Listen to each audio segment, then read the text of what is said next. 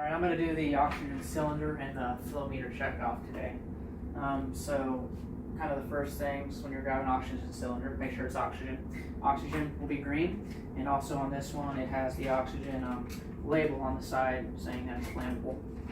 Then kind of after that, you want to make sure to look at the retesting date. Sometimes you can find it stamped or labeled. Ours has it right here, it's a retesting date.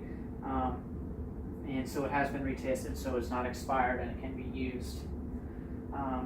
Then after that, some of the regulators may have to put a regulator on and all that. This one actually has a kind of a regulator that I can't remove. It's called the grab and go. And what it is, it's all set up in here, and then you just turn this knob to set it to the flow leader and all that. And there's different types of regulators, but I've noticed in the different hospitals that I've worked this is kind of the most common, and it's one that you really never have to change or anything. So before hooking up oxygen or anything, I will say that the oxygen, I'm gonna, I guess, turn the oxygen on, and I'm actually gonna leak out the oxygen to get any dust and debris that won't go into the line. So I'm gonna say oxygen on, and I'll leak it out, and then after that I can turn it to the correct flow that the patient is on. So another thing is making sure the duration will last as long as you're going to use it for the patient. So on most cylinders, you'll actually, if they're empty, you don't usually use empties. Usually in a hospital, you grab the full ones, otherwise they're considered empty. So on a normal one, it can be up to 2,000 psi. Some of the retesting, if the testing is good, then go up to 2,200. To calculate an e-cylinder, it's 0.28 times the psi that is left in the tank divided by the flow liters that the patient is on. And then another common one is the H cylinder, which is the big one. I don't have one to show you, but that'll be 3.14 times the psi divided by the liters.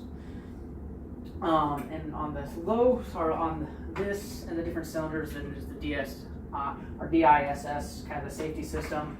When you're using the H cylinder, that is classified as kind of the ASSS safety system. So now on to kind of a flow meter. So I didn't want to remove this or anything because they don't want me to touch too much in the hospital. That's why I haven't been turning anything on. So this is the oxygen outlet that is ran through the hospital system. And then this is a flow meter, one of the more common ones. There's also the Bourdain that's used mainly on the H cylinders. So on the Thorpe one, it's the common one. Before actually putting into the system, you're going to check, and also on this, if you had to check O-rings or anything on different systems. But so maybe before putting it in the system, make sure it's not cracked or anything, that the seal is in there and everything's kind of intact. Then I will insert the Thorpe tube flow meter, and I'll make sure I don't hear any leaks, and I'll also tell everybody that I'm inserting it before I actually insert it. And if you don't hear any leaks, then you should be good. You're going to make sure it's not compensated, so you can turn it on and get all the debris out before you actually hook anything up. So if it's not compensated and it's working, it's good to go. You can set the flow meter. It has the level on here with a little ball inside to set it to the correct flow meter for the patient. If you do hear any leaks, it could be the gasket inside or something, or maybe it's not screwed in enough. When you're inserting these, you'll actually hear a lot of air, and then finally it'll seal.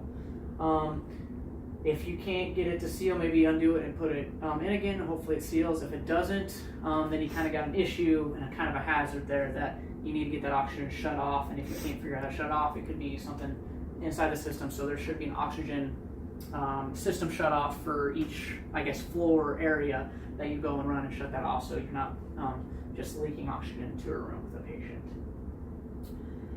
Some other hazards, make sure it's stored properly. So any oxygen tank should be in some carrying case. This is the mobile carrying case where it'll actually move. Some of them will be placed on the back of beds or in a stand that holds a stand so they're not able to tip over. You never want to have just an oxygen cylinder, sitting with nothing on it, because it could tip over. If it hits the regulator, it could shoot off and cause a big hazard. And then with the H cylinders too, you want those in a stand. And don't put oxygen cylinders on their side, because that kind of ruins the oxygen cylinder and the regulator, and it won't work correctly. And that's pretty much all about the flow meter, the torque flow meter, and the oxygen cylinder today.